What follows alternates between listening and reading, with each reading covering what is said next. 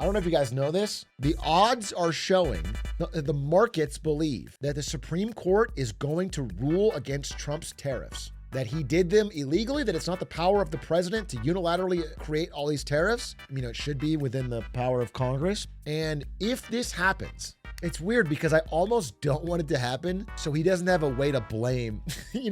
I think the economy's in the toilet now and it's becoming more and more obvious. And I think he's gonna be like, well, it's because they blocked my tariffs. It has nothing to do with that, but I think he's gonna say that, so I'm kind of annoyed. But the truth is, based on the law, he doesn't have the right to do these tariffs. And if they strike it down, not only is that going to have massive whipsaw effects for the markets, but number two, they have to pay back the money. They have to do repayments. If they strike down the tariffs, all the tariffs already paid have to be repaid by the government, which is going to be crazy. It's gonna have so many expenses, legal battles. While we're in a shutdown, it is gonna be crazy. It's not that I don't think things can extend and pretend or prop up, but I feel very, very confident that it's not a misread, that the underlying system is rotted.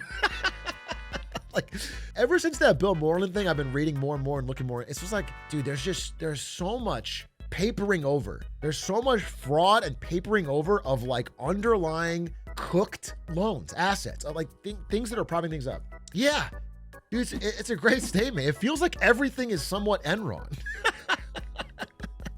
Whether it's this circular AI hype or whether it's housing or whether it's commercial real estate or whether it's auto. Again, more auto loan providers keep going belly up. You talking much about Prop 50? I just mentioned that I voted for it. I thought about it. I wrestled with it. I almost didn't vote for it. I thought I'd be very principled, but I just feel like it's a race to the bottom, but we have to do it. Again, I've been critical of the entire political establishment, but I think what Trump is doing is uniquely bad, and especially economically. And so I think if he maintains power a minute longer than he has to, every minute is another multiple years of pain. As I get older too, it's like, man, I want to have a kid. And I'm just thinking dude, this is going to such a mess to clean up. I'm still going to vote for him in 28, obviously. I'm still voting for Trump in 28. And I'm still voting Barron Trump in 2032. But after that, it's I'm going to really reconsider. Okay. After that, it's like, time's up, buddy. Time's up.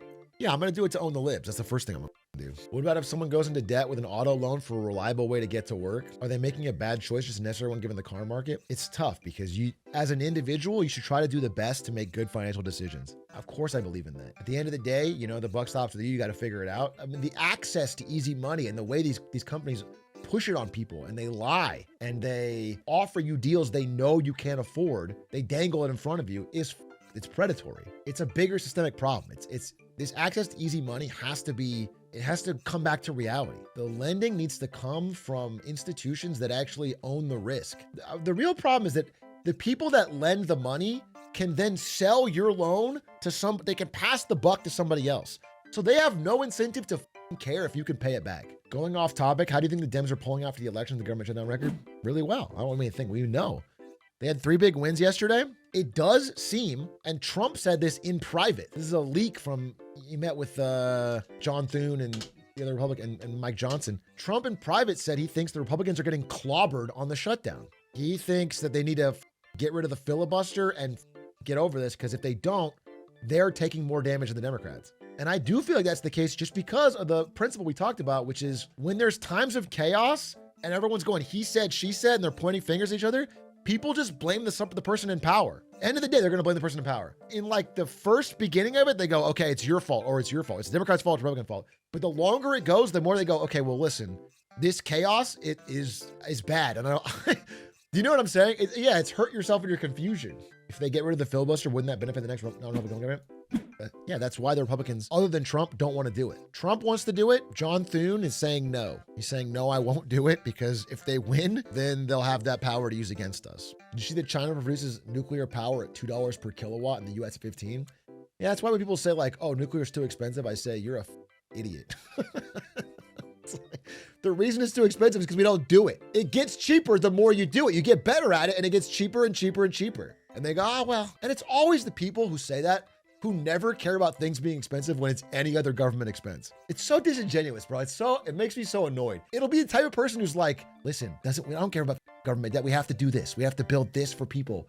But when it's nuclear, it's like, ooh, we got to check the budget. It's like, you're not the budget guy. Don't pretend like you're the budget guy. You never care about the budget. You only care about it when you're pretending like you're suddenly a penny pincher for nuclear. It's such a rancid line of thought. Australia doesn't seem to be keen for it. Well, they're not keen for it, to be quite honest. Listen, if you're Australia, you're so far from even starting that you can at least make the safe case. And you have so much land and you can buy solar panels so cheaply from China. I am of the opinion that not only should you do both, you have to do both. Australia's a little bit different case. I'm not super impressed. But other countries that had the technological capability and they're letting it lapse or are just losing the structural ability to build are going to see costs. They're going to see problems from that. The issue is, in Australia, they build the nuclear power plants upside down, and so all the toxic waste leaks out. Germany increased their debt ceiling to still not dare to invest in nuclear. Germany's having a bit of a America or France problem, dude. Their little coalition is fracturing. We might see the CDU partner with the damn AFD at this point. And the debt ceiling increase, they're supposed to invest in infrastructure. A lot of it's just being built on military spending. Europe's entering war economy. I think it's a little bit extreme, but you're not too far off. It's definitely happening. Military spending's up on all these major European countries. They're trying to build it in Europe. Thoughts on when the shutdown's going to end? Dude, I don't know.